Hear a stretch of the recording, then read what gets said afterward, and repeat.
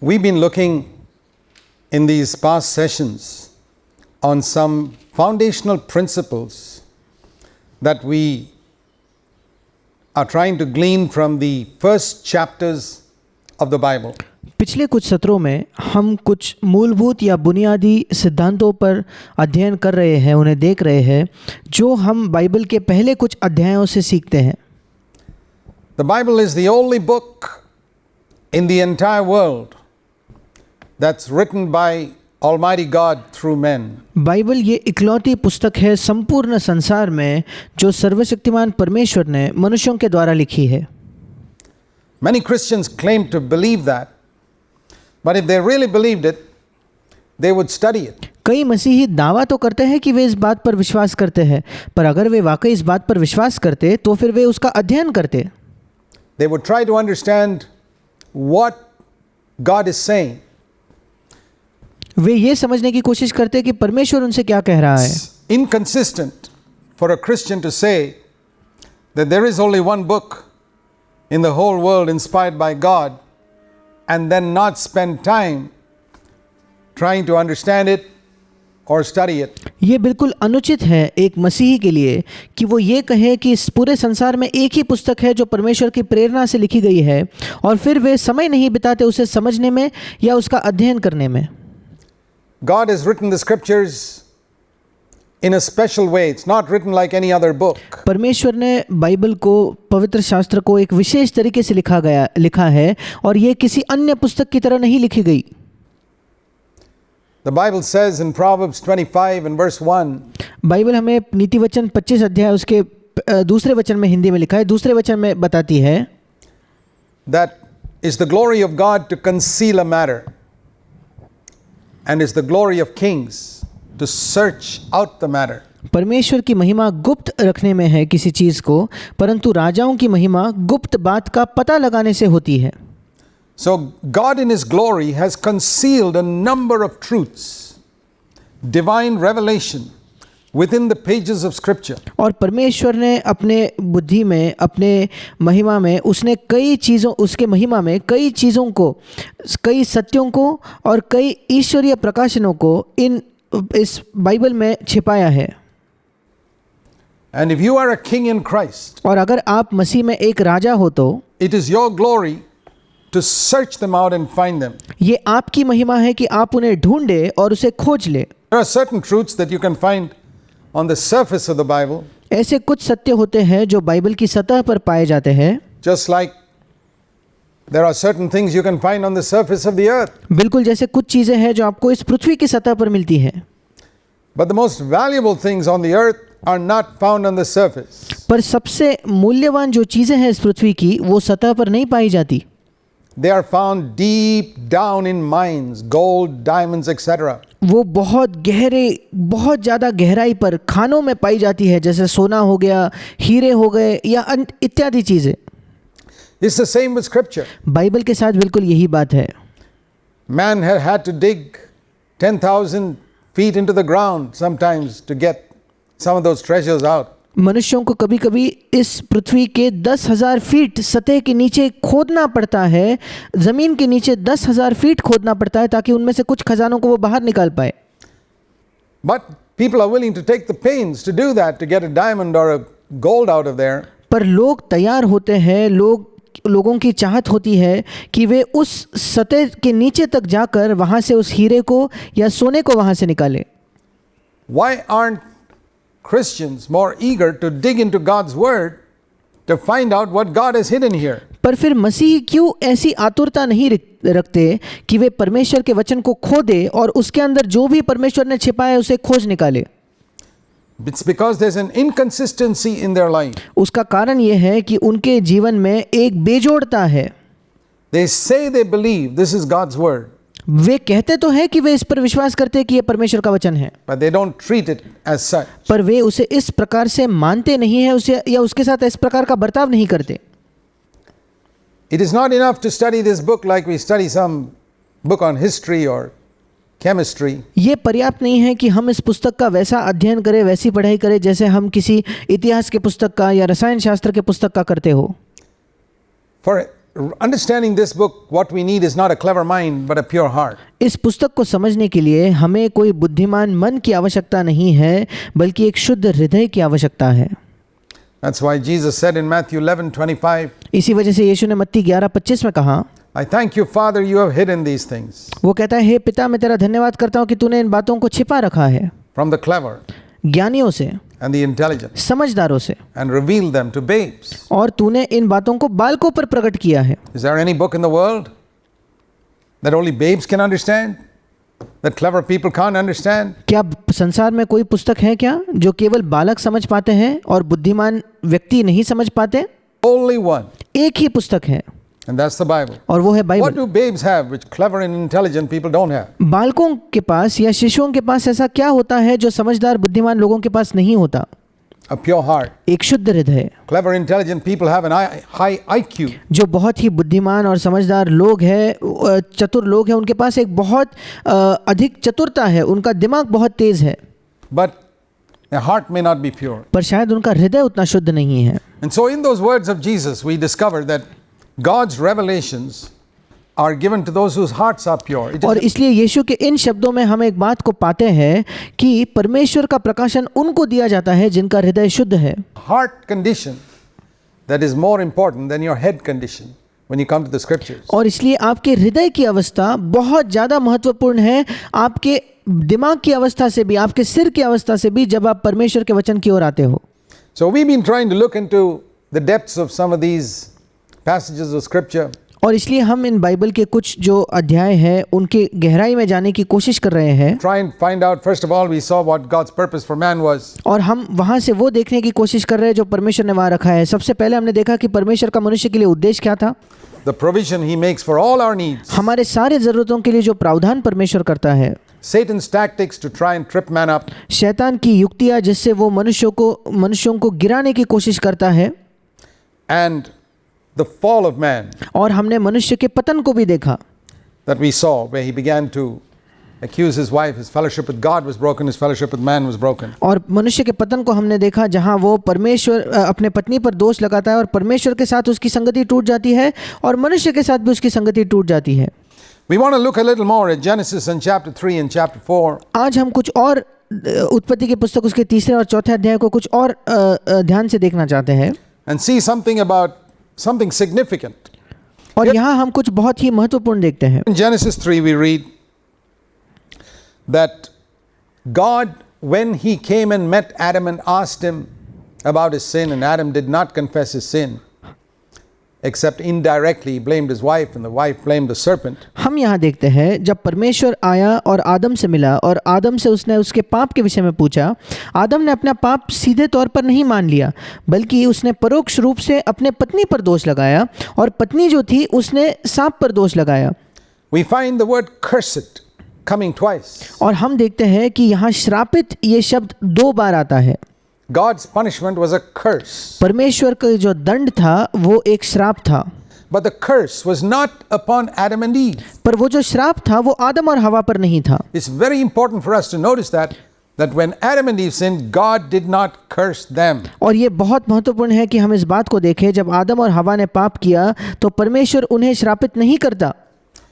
He said to the serpent, and that is the serpent who was possessed by the devil. He was और उसने उस सर्प से, उस सांप से कहा, अर्थात वो सांप जो शैतान से ग्रस्त था, cursing the devil there, वो वहाँ शैतान पर श्राप दे रहा था। and the serpent in whom the devil came. और उस सांप को उसने शाप दिया जिसमें शैतान आया। In Genesis chapter 3 verse 14 he says, "Cursed are you, उत्पत्ति उसका 3 अध्याय 14 वचन में वो कहता है कि तू शापित है more than all the cattle and every beast of the field." और सब घरेलू पशु और सब बनेलू पशुओं से तू अधिक शापित है। And the second curse was on the ground in verse 17. और दूसरा श्राप जो है वो भूमि पर था, जमीन पर था। अगर आप 17 वचन पढ़ो तो Now it's very interesting. The Lord said to Adam, "You have listened to the voice of your wife," which was wrong on his part. God had made him the head of his wife. और ये बहुत दिलचस्प है कि परमेश्वर प्रभु आदम से कहता है कि क्योंकि तुमने अपने पत्नी की बात प्रभु ने कहा तुमने अपने पत्नी की बात मानी है। और ये आदम की गलती थी क्योंकि परमेश्वर ने आदम को अपने पत्नी का सिर बनाया था। and instead of being the head of his wife and encouraging his wife to obey God, और इसके बजाय कि वो अपने पत्नी का सिर बने और अपने पत्नी को प्रोत्साहित करे कि वो परमेश्वर की आज्ञा माने, he allowed his wife who was standing next to him to listen to the devil and obey her. और उसने अपने पत्नी को अनुमति दी जो उसी के बगल में खड़ी थी कि वो शैतान की बात सुने और उसकी आज्ञा भी माने. A husband has the responsibility as the head of the home और एक पति जो है उसका घर का मुखिया होने के नाते एक जिम्मेदारी है and as God's appointed representative in the home और वो परमेश्वर का नियुक्त किया हुआ प्रतिनिधि है घर में, to make sure that the devil doesn't take over that house. और उसे ये सुनिश्चित करना होता है कि शैतान उस घर पर अधिकार नहीं जमाता, उस घर को नहीं चलाता. You shouldn't allow your children or your wife to let the devil run the house. आपको अपने बच्चों को ना ही अपने पत्नी को अनुमति देनी है कि वे घर को चलाए. If you're the head of your house, God expects you to fulfill your divine responsibility. अगर आप अपने घर के सिर हो तो परमेश्वर ये अपेक्षा करता है कि आप अपने ईश्वरीय जिम्मेदारी को पूरा करो And ensure that as God's representative in your house, और इस बात को सुनिश्चित करो क्योंकि आप जो परमेश्वर के प्रतिनिधि हो उसकी वजह से आप इस बात को सुनिश्चित करो devil has no place in it. कि आपके घर में शैतान को कोई स्थान न मिले. So he told Adam, because you've listened to the voice of your wife, and you also ate from the tree which I commanded you not to eat. Now, strictly speaking, we would think that God would punish him. अब परमेश्वर आदम से कहता है, तूने जो अपने पत्नी की बात सुनी और जिस वृक्ष के फल के विषय में मैंने तुझे आज्ञा दी थी कि उसे न खाना, उसको तूने खाया. अब देखा जाए तो हम यही अगर हम बिल्कुल सख्ती से इस बात को देखें तो हम यही अपेक्षा रखेंगे कि परमेश्वर तो उसे दंड देगा, आदम को दंड देगा.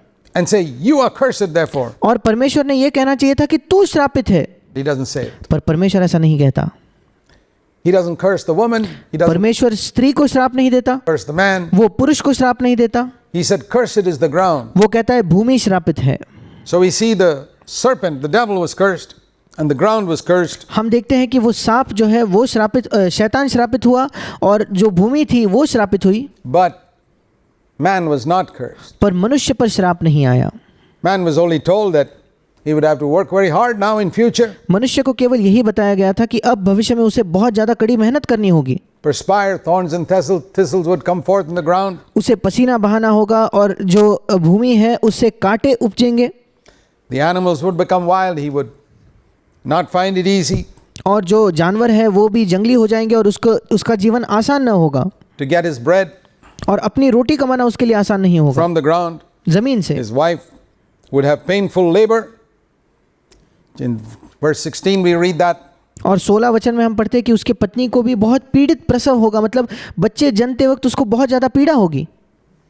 And so we see that not only God did not curse Adam, but we see something more. और यहाँ हम देखते हैं ना केवल परमेश्वर ने आदम को श्राप नहीं दिया बल्कि उससे भी बढ़कर कुछ परमेश्वर ने किया. We read here that God gave a promise that he would provide a solution for Adam's failure. हम पढ़ते हैं कि परमेश्वर ने एक वायदा दिया कि वो आदम की जो असफलता थी उसके लिए उसने एक समाधान, एक हल उपलब्ध करवाया. That's a wonderful thing we see about God, and it's very, very important for us to know something about God's character here. और ये एक बहुत अद्भुत चीज़ है जो हम परमेश्वर के बारे में देखते हैं और हमारे लिए बहुत बहुत महत्वपूर्ण है कि यहाँ हम परमेश्वर के स्वभाव के विषय में, उसके चरित्र के विषय में यहाँ कुछ जानें. The devil comes to condemn us, शैतान आता है हमें दंडाज्ञा देने के लिए, to discourage us, to हमें निराश करने के लिए, make us feel useless, ताकि वो हमें बेकार महसूस करवाए, rotten, good for हम ये महसूस करें कि हम सड़े हुए हैं, किसी काम के लिए अच्छे नहीं हैं. nothing.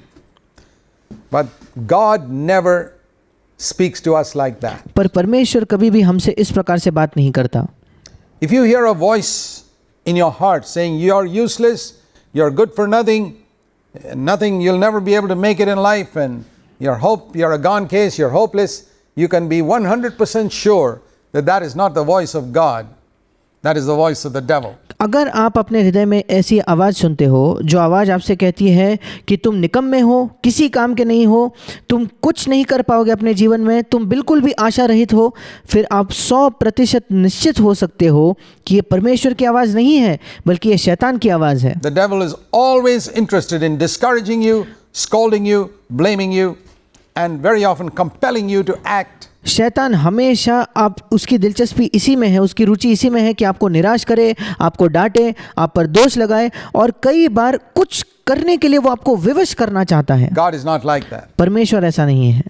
You can distinguish the voice of God. God speaks, doesn't condemn, He convicts. परमेश्वर की आवाज़ को आप अलग से पहचान सकते हो, क्योंकि परमेश्वर जो है वो दंड आज्ञा नहीं देता, बल्कि वो अपने आपको आपके पाप का एहसास दिलाता है। वो आपको अपराधी नहीं घोषित करता, वो आपके पाप का आपको एहसास दिलाता है। And there's a difference between conviction and condemnation. और God, पाप का एहसास होना और अपराधी महसूस होना या दंड आज्ञा महसूस करना, इन दोनों में अंतर है। did not come to Adam and say, "You are useless, you are good for nothing." No. परमेश्वर आदम के पास आकर ये नहीं कहता तुम निकम्मे हो, बेकार हो, किसी काम के नहीं हो। परमेश्वर ऐसा नहीं कहता, नहीं। He told him specifically what his sin was. परमेश्वर ने आकर विशेष तौर पर आदम को ये कहा कि उसका पाप क्या था। You listen to the voice of your wife. तुमने अपने पत्नी की आवाज़ सुनी, You ate of the tree that I commanded you not to eat of. तुमने उस पेड़ के फल को खाया जिसके बारे में मैंने आज्ञा दी थी कि तुम्हें नहीं खाना है। That's not all. केवल इतना ही नहीं, I am providing a solution for this problem. पर इस समस्या के लिए मैं एक समाधान भी करने वाला हूँ। मैं ही उस समाधान का प्रावधान करूँगा। It's like if your little son was doing arithmetic and he did not know how to solve a particular problem. सोच कर देखिए, आपका बेटा गणित कर रहा है और वो नहीं जानता कि किसी एक गणित के एक प्रॉब्लम को कैसे सुलझाया जाए। What do you do if you're a good father? If you're a bad father, you'll turn around to your son and say, "You're good for nothing, you're useless, nothing good will ever come out of you," etc., etc., and call him some bad names. आप क्या करोगे? अगर आप एक बुरे पिता हो तो आप अपने बेटे की ओर मुड़ोगे और कहोगे तुम किसी काम के नहीं, तुम निकम्मे हो, कुछ अच्छा तुम्हारे जीवन से नहीं आएगा, और तुम उसे कुछ बुरे बुरे नाम कहकर पुकारोगे। But if you're a good father, you won't just ignore his mistake and say, "Oh well, it's okay, it doesn't matter." No. पर अगर आप एक अच्छे पिता हो तो आप उसके गलती को नज़रअंदाज करके उसे जाने नहीं दोगे, नहीं। You'll say, "Son, you made a mistake and I'll show you exactly where the mistake is. आप उसे कहोगे बेटा तुमने गलती की है और मैं तुम्हें दिखाता हूँ कि तुमने गलती कहाँ की है। This is where you went wrong देखो तुमने यहाँ गलती की and this is how you must do it. और अब इसको सही तरीके से इस प्रकार से किया जाता है। This is how to correct that problem." वो जो समस्या आई है उसको इस प्रकार से सुधारा जाता है। That's the way you distinguish between a good father and a bad one. इसी तरीके से एक अच्छे पिता को एक बुरे पिता में, इन दोनों में आपको अंतर मिलता है।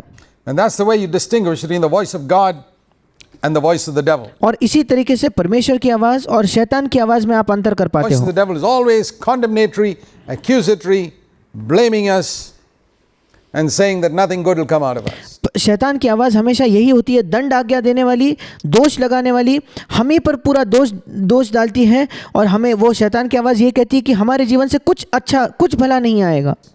And so when God came to Adam, और इसलिए जब परमेश्वर आदम के पास आया, He told him specifically what he had done wrong. परमेश्वर ने विशेष तौर पर उसे बताया कि उसने क्या गलत किया था। And then also He told the woman that the seed would come and He told the serpent that one day his head would be crushed by a seed that came out of the woman, and that's referring to Christ. और उसी के साथ साथ उसने शैतान को ये भी कहा कि स्त्री के बीच में से, उसके वंश में से एक बीज आएगा और वो शैतान के सिर को कुचल देगा।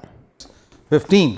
और ये मसीह के विषय में है। हम इसे उत्पत्ति 3 के 15 वचन में लिखते हैं। ये भविष्यवाणी मसीह के बारे में है। So it's very interesting also to see that God speaks about the solution before He speaks to the woman and the man about their sin. अब ये बहुत ज़्यादा दिलचस्प है इस बात को देखना कि परमेश्वर पहले उस समाधान को या हल के बारे में बात करता है, इससे भी पहले कि वो पुरुष या स्त्री से उनके पाप के बारे में उनसे बात करे।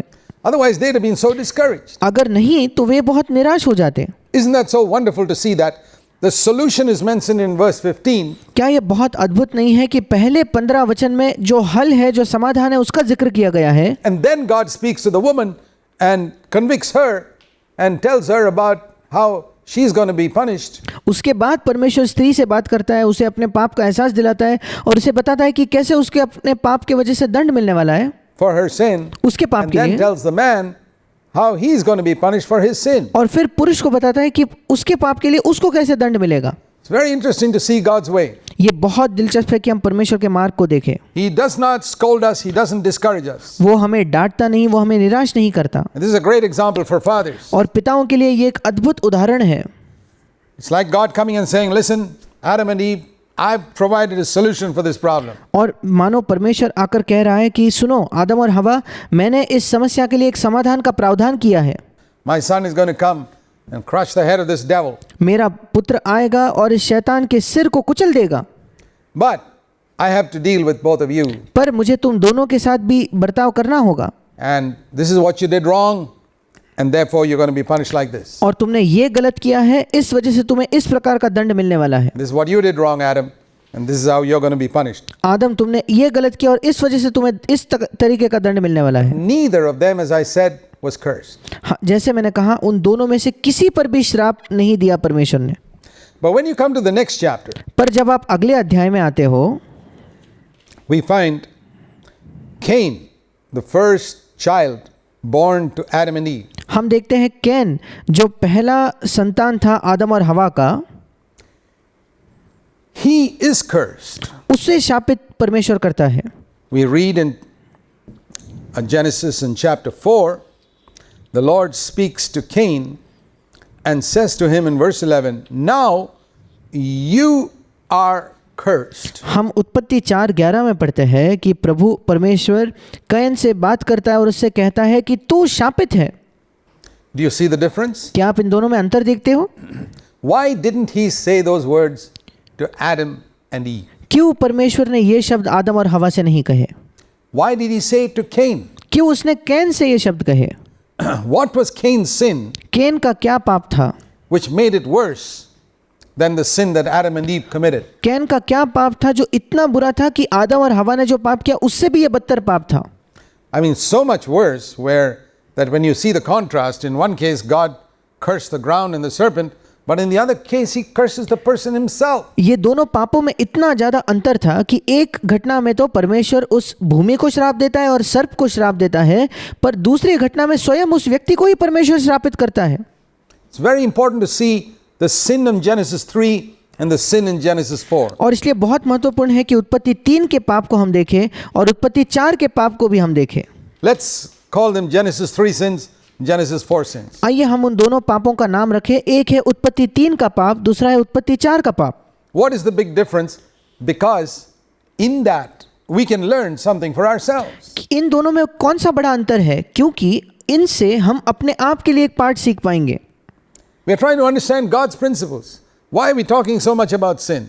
हम इससे परमेश्वर के सिद्धांतों को समझने की कोशिश कर रहे हैं. क्यों हम पाप के बारे में इतनी बात करते हैं? Because all the problems that have come in the world क्योंकि सारी की सारी समस्याएं जो इस पृथ्वी में आई है basically due to sin. वो बुनियादी तौर पर, मूलभूत तौर पर तो पाप की वजह से ही है. For example, there are उदाहरण के तौर पर a lot of people preaching today about prosperity, आज कई लोग हैं जो समृद्धि या सफलता के विषय में बात करते हैं.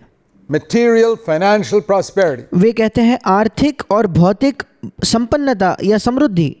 They say a poor man, that's what he needs first of all. और वे कहते हैं गरीब व्यक्ति की सबसे पहले यही आवश्यकता है. Promise that God will make you prosperous. और ये वायदा कि परमेश्वर आपको सफल बनाएगा, समृद्ध बनाएगा. Then there are a lot of people who speak about physical healing. उसके बाद कई लोग हैं जो शारीरिक चंगाई की भी बात करते हैं. They say a sick man, what he needs first of all is healing.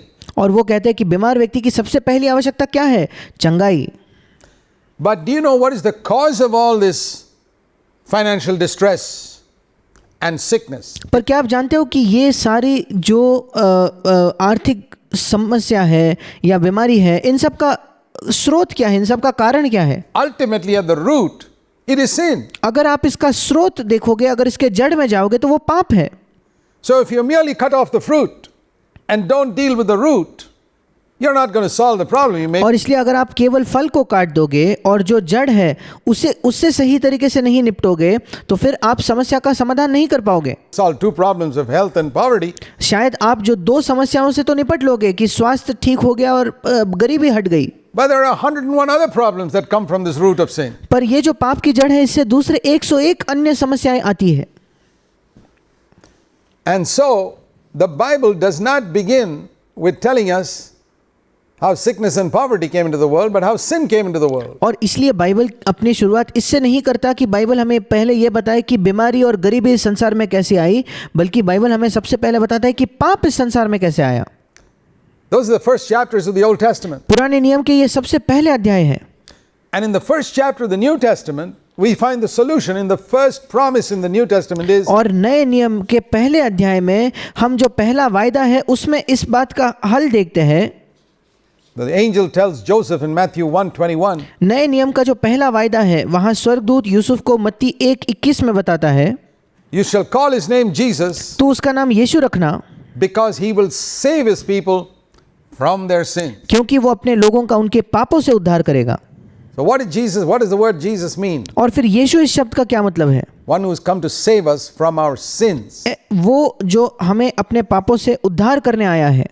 Not from poverty and disease, first of all, सबसे पहले गरीबी से या बीमारी से हमारा उद्धार करने के लिए नहीं, but to deal with the root, like John the Baptist said in Matthew chapter 3, पर उस जो जड़ है उससे सही तरीके से निपटने के लिए, जैसे यूहन्ना बपतिस्मा ने मत्ती 3 में कहा an axe is laid to the root. कि कुल्हाड़ा जो है वो जड़ पर मारा जाता है। Jesus didn't come with a pair of scissors to cut off the problems of poverty and sickness. Yeshu No. मसीह कोई कैंची नहीं लेके आया कि वो गरीबी की समस्या को या बीमारी की समस्या को हटाए, नहीं।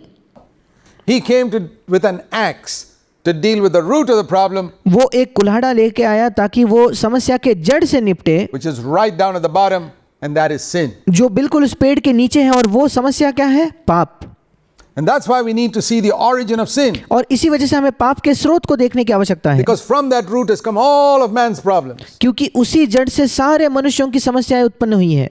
All the fights and quarrels and divorces and wars and famines and earthquakes and every wretched thing that you can think of on this earth. सारे लड़ाइयाँ, सारे झगड़े, सारे तलाक, सारे जो युद्ध होते हैं या अकाल पड़ते हैं या भूकंप होते हैं, और हर एक अभागी या नीच चीज जो आप इस पृथ्वी पर सोच सकते हो, What is the root cause? इन सब का जड़ या इन सब की स्रोत क्या है? उनका कारण क्या है? Sin. मनुष्य का पाप। And if that is not dealt with और अगर जो उस पाप से सही तरीके से ना निपटा जाए आपके जीवन में, तो in your life, you can have a temporary solution to certain problems. फिर आपके कुछ समस्याओं के लिए आपको क्षण भर के लिए, कुछ समय के लिए तो आराम मिल सकता है या उसका आपको हल मिल सकता है। It's true that God blesses us physically, materially, it's all true. ये सच है कि परमेश्वर हमें शारीरिक तौर पर, भौतिक तौर पर आशीषित देता है, ये सब सच है। But if you only deal with those things and you haven't dealt with the root, पर अगर आप केवल इन ऊपरी चीजों पर ही ध्यान दोगे और जो जड़ है उसको नहीं निकालोगे, तो it doesn't really solve your problem basically. फिर मूलभूत तौर पर आपके समस्या का हल नहीं होगा, And you can still be blessed in these ways and be eternally separated from God in hell. और संभव है कि इन तरीकों से आप आशीषित हो जाओ, पर नरक में आप परमेश्वर से अनंत काल के लिए अलग हो जाओ। You can be blessed with prosperity, you can be blessed with health and still go to hell. आपको स्वास्थ्य की आशीष मिल सकती है, संपन्नता, समृद्धि की आशीष मिल सकती है, इसके बावजूद आप नरक जा सकते हो। But if you're saved from sin, you can never go to hell. पर अगर आपका पाप से उद्धार हुआ है तो आप कभी नरक में नहीं जाओगे, Even if you're poor and even if you're sick. आप चाहे गरीब क्यों ना हो, आप चाहे बीमार क्यों ना हो।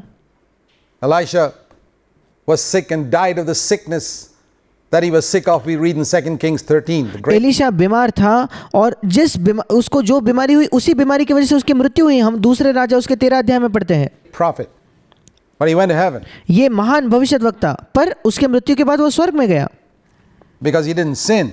क्योंकि उसने पाप नहीं किया था। He had dealt with sin in his life. उसके जीवन में जो पाप था उससे उसने सही बर्ताव किया था। And so we see here two types of sins in Genesis 3 and Genesis 4, and we need to try and understand the difference between the two so that we can see why is one more serious than the other. और इसलिए हम यहाँ दो प्रकार के पाप देखते हैं, उत्पत्ति 3 और उत्पत्ति 4 में, और हमें समझने की कोशिश करनी चाहिए कि इन दोनों में क्या अंतर है, ताकि हम इस बात को देख पाए कि क्यों एक पाप दूसरे पाप से ज़्यादा गंभीर है।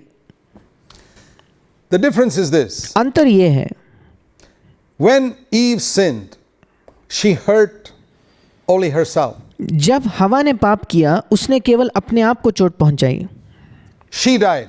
उसकी मृत्यु हो गई, Her contact with God was gone. परमेश्वर के साथ उसका संपर्क चले गया, Her body began to decay, उसका शरीर सड़ने लगा, her spirit died, उसकी आत्मा मर गई, and her soul became dark. और उसके प्राण अंधकार से भर गया। When Adam sinned, जब आदम ने पाप किया, he also sinned only against himself. उसने भी केवल स्वयं के खिलाफ पाप किया। His spirit died, उसकी आत्मा मर गई, mind became dark, उसका मन अंधकार से भर गया and his body started to decay. और शरीर सड़ने लगा। Contact with God was gone. परमेश्वर के साथ उसका संपर्क चले गया था। That's the Genesis 3 type of sin. Sins where you hurt only yourself. ये उत्पत्ति तीन के प्रकार का पाप है, ऐसे पाप जहां आप केवल अपने आप को चोट पहुंचाते हो। For example, you get drunk, उदाहरण के तौर पर अगर आप शराब पीते हो तो, or you're a drug addict, या आप नशीली पदार्थों को लेते हो, or you smoke cigarettes, या आप धूम्रपान करते हो, सिगरेट पीते हो, or you watch pornographic movies. या पोर्नोग्राफिक मूवीज या अश्लील चलचित्र देखते हो। You hurt yourself. आप अपने आप को हानि पहुंचा रहे हो। You're really in that act, not hurting anybody else. उस पाप के कार्य में आप किसी और को चोट नहीं पहुंचा रहे।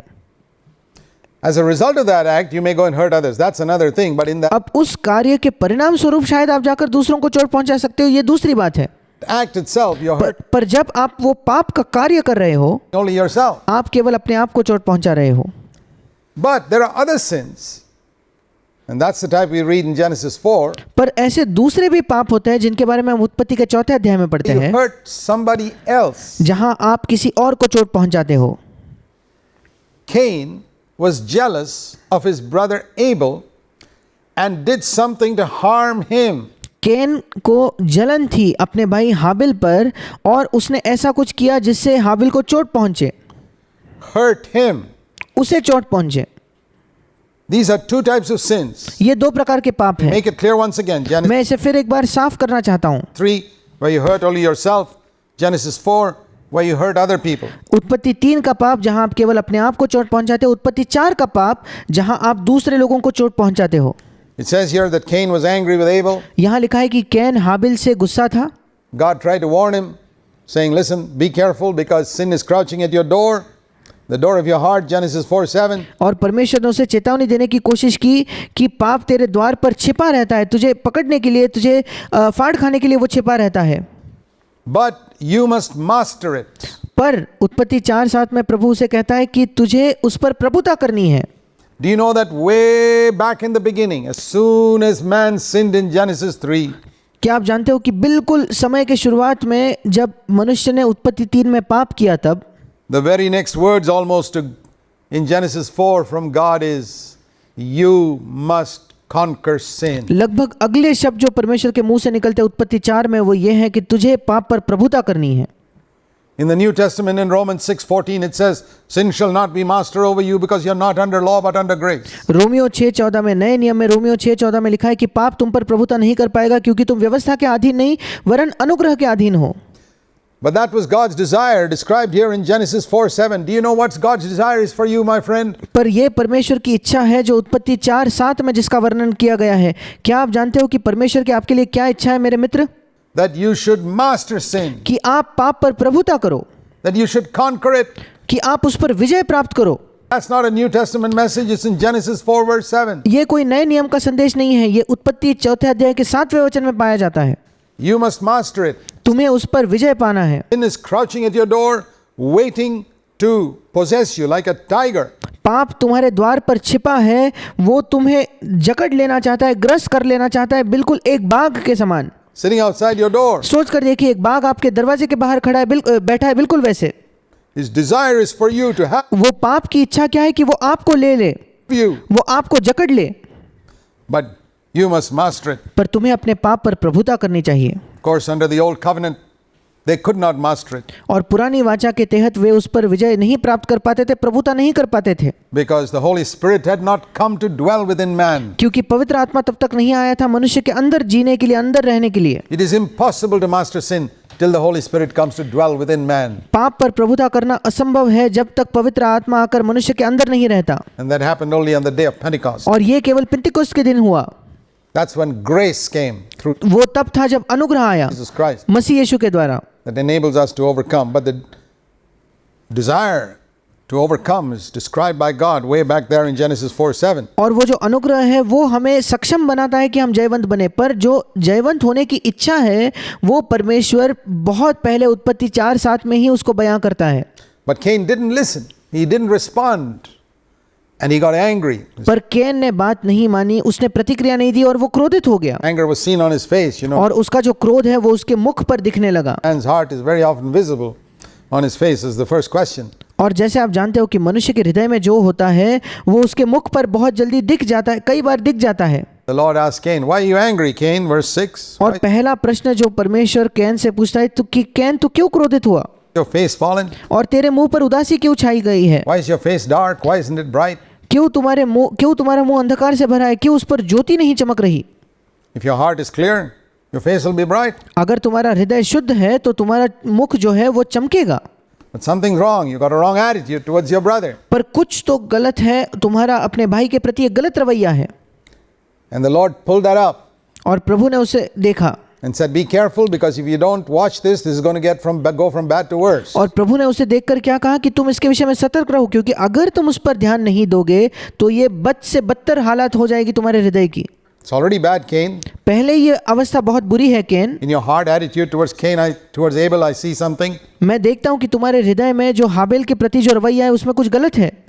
But it's going to get worse if you don't deal with it. पर अभी अगर तुम उससे नहीं निपटोगे तो आगे जाकर ये और बुरा हो जाएगा, Because sin wants to master you. क्योंकि पाप तुम पर प्रभुता करना चाहता है। Cain didn't listen. कैन ने बात नहीं मानी, He went and killed Abel. उसने जाकर हाबिल की हत्या कर दी। And the Lord asked him again, Where's your brother? और प्रभु ने फिर एक बार कैन से पूछा कि तेरा भाई कहाँ है? He said, "I don't know. उसने कहा मालूम नहीं। My brother's keeper." He goes and क्या मैं अपने भाई का रखवाला हूँ क्या? tells a lie to God. And God says, "The voice of your brother's blood is crying to me from the ground." वो परमेश्वर से झूठ कहता है और प्रभु उसे कहता है कि तेरे भाई का लहू भूमि से मेरी ओर चिल्लाकर मेरी दुहाई दे रहा है। When you hurt somebody, जब आप किसी को चोट पहुंचाते हो, that injury is crying out to God. Now we know that blood is not able to speak. वो जो चोट है वो परमेश्वर की ओर पुकारता है। अब हम जानते हैं कि लहू जो है, लहू बात नहीं कर पाता। If your blood spills on the ground, the blood cannot speak in language that man can hear. अगर आपका लहू गिर जाता है जमीन पर तो वो लहू एक ऐसी भाषा में नहीं बोल पाएगा जिस भाषा को मनुष्य सुन पाए। But that blood can speak in a language that God can hear. पर वो जो लहू है वो एक ऐसी भाषा में बात कर सकता है जो परमेश्वर सुन पाता है। That's what we read here. वही बात हम यहाँ पढ़ते हैं। In Genesis chapter 4, उत्पत्ति की पुस्तक 4 अध्याय we read in verse 10, the Lord says to Cain, हम 10वें वचन में पढ़ते हैं कि प्रभु ने कैन से कहा, "The voice of your brother's blood is crying to me from the ground." तेरे भाई का लहू भूमि से मेरी ओर चिल्लाकर मेरी दुहाई दे रहा है। When Cain smashed Abel's head and all his blood spilt on the ground, जब कैन ने हाबिल के सिर को पटका और उसका सारा जो लहू है भूमि पर गिर गया, that blood was crying out to God, saying, और वो जो लहू है वो परमेश्वर की ओर दुहाई देकर चिल्लाकर ये कह रहा था, "God, take vengeance on me. I'm an प्रभु मेरे लिए बदला ले, innocent man. मैं तो एक मासूम व्यक्ति हूँ, मैंने कोई पाप नहीं किया है, I'm a righteous man. मैं एक धर्मी व्यक्ति हूँ। This man has come and hurt me. इस व्यक्ति ने आकर मुझे चोट I पहुंचाई है, never did anything to him. He मैंने उसके प्रति कुछ नहीं किया, can hurt me." पर उसने आकर मुझे चोट पहुंचाई। Do you know that when you hurt somebody, whether you spill his blood or not, क्या आप जानते हो जब आप किसी व्यक्ति को चोट पहुंचाते हो किसी भी तरीके से, चाहे आप उसका लहू बहाओ या ना बहाओ, whenever you hurt someone and you have injured someone in some way, जब भी आप किसी को चोट पहुंचाते हो, किसी को दुखी करते हो किसी भी तरीके से, that injury cries out to God. वो जो चोट है वो परमेश्वर की ओर पुकार लगाती है। I mean, the man may be a very merciful man and he may say, "Okay, brother, I'm not going to have anything against you. I forgive you." शायद वो व्यक्ति जिसे आपने चोट पहुंचाई है वो बहुत दयालु होगा, वो आपको कहेगा कि हाँ भाई मैंने आपको क्षमा किया है, तुमने जो भी मेरे खिलाफ किया है उसके लिए। But he can only forgive you on the horizontal. पर वो केवल आपको जो आड़ा दिशा है उसी में आपको क्षमा कर सकता है।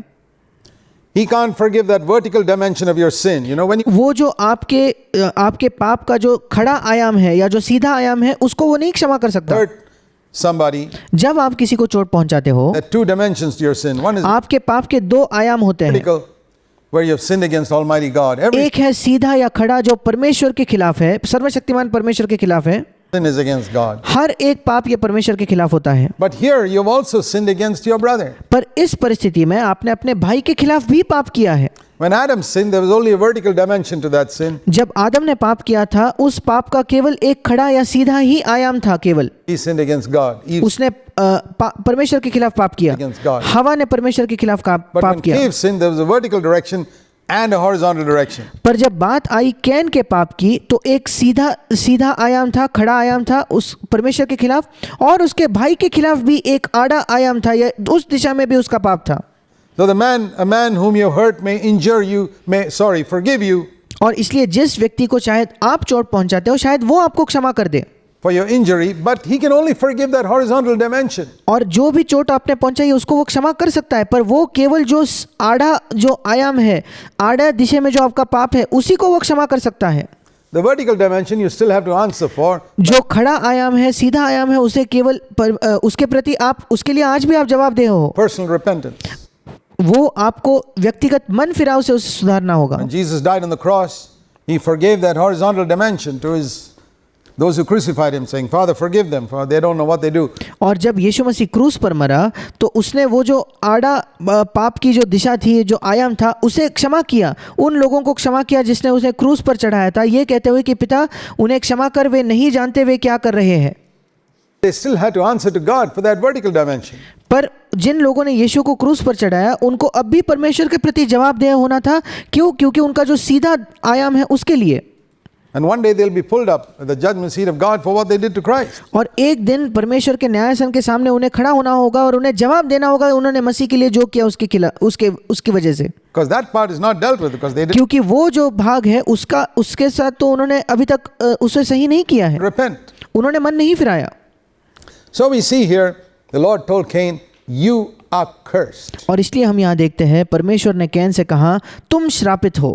It's a much more serious thing to commit a sin where you injure somebody else in some way. ये बहुत ज्यादा गंभीर पाप है अगर आप किसी भी तरीके से किसी को चोट पहुंचाते हो तो। Now let me ask you a question. अब मैं आपसे एक प्रश्न पूछना चाहता हूँ।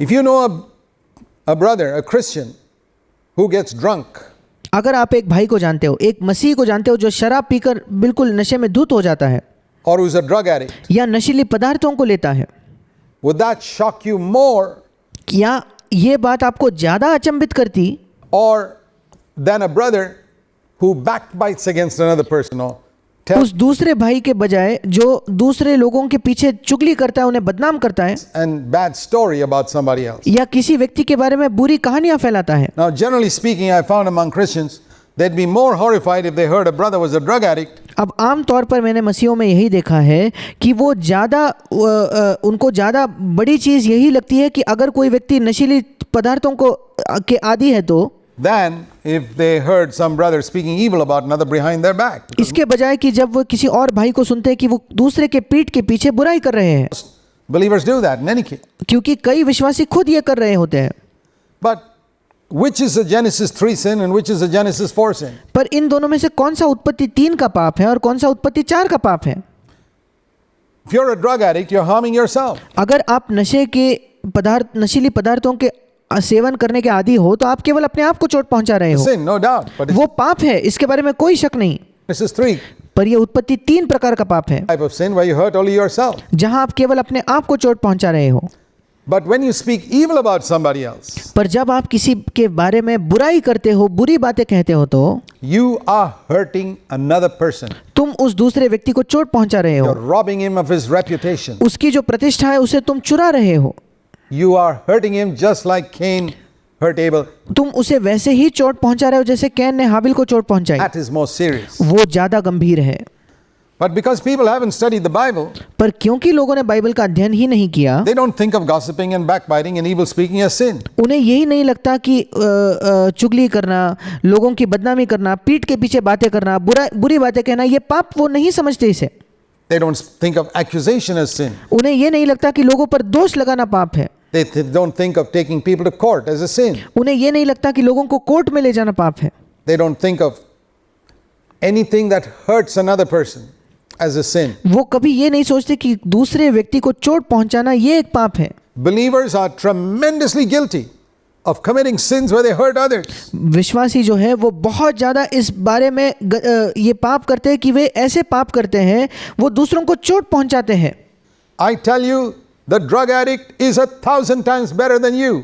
मैं आपको बताना चाहता हूँ जो नशीली पदार्थों का सेवन करता है वो आपसे 1000 गुना बेहतर है। Backbites and gossips and speak evil of others. आप जो लोगों के पीठ पीछे चुगली करते हो, उनकी बदनामी करते हो और दूसरों की बुराई करते हो, You know that? क्या आप ये जानते हो? There's a curse on those who harm others. जो लोग दूसरों को चोट पहुंचाते हैं उन पर एक श्राप है।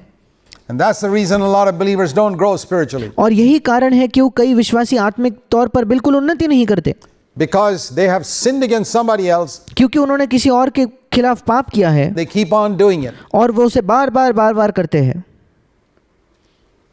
They think murder, adultery, those are sins against others, those are serious because they're external. और उन्हें लगता है कि खून करना, व्यभिचार करना ये गंभीर पाप है दूसरों के खिलाफ क्योंकि ये बाहरी पाप है। But many Christians don't think of evil speaking. पर कई मसीह दूसरों के बारे में बुरी बातें कहना इसको पाप नहीं समझते, Hurting other people in that way as a serious thing. और दूसरे लोगों को बुरी बातें कहकर चोट पहुंचाना इसे वे गंभीर बात नहीं समझते।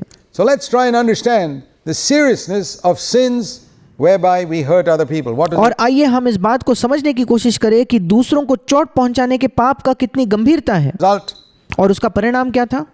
He was cursed कैन को श्राप मिला and he became a wanderer. It's और वो एक भटकने वाला व्यक्ति बन गया। here the Lord told him, you are going to be a wanderer, verse 12. और यहाँ लिखा है कि प्रभु ने उससे 12वें वचन में कहा तू पृथ्वी पर भटकने वाला बनेगा, You're going to be a lonely person. तू एक अकेला व्यक्ति बनेगा। Those who live in sin, there's a spiritual loneliness in their life. जो लोग पाप में जीते हैं उनके जीवन में एक आत्मिक अकेलापन होता है। Lonely because God is not with them. Way Godly इसलिए अकेले होते हैं क्योंकि परमेश्वर उनके साथ नहीं है people are not with them. और ईश्वरीय लोग उनके साथ नहीं They है। may have friends of the same type. शायद उन्हीं के जैसे उनके मित्र हो सकते हैं।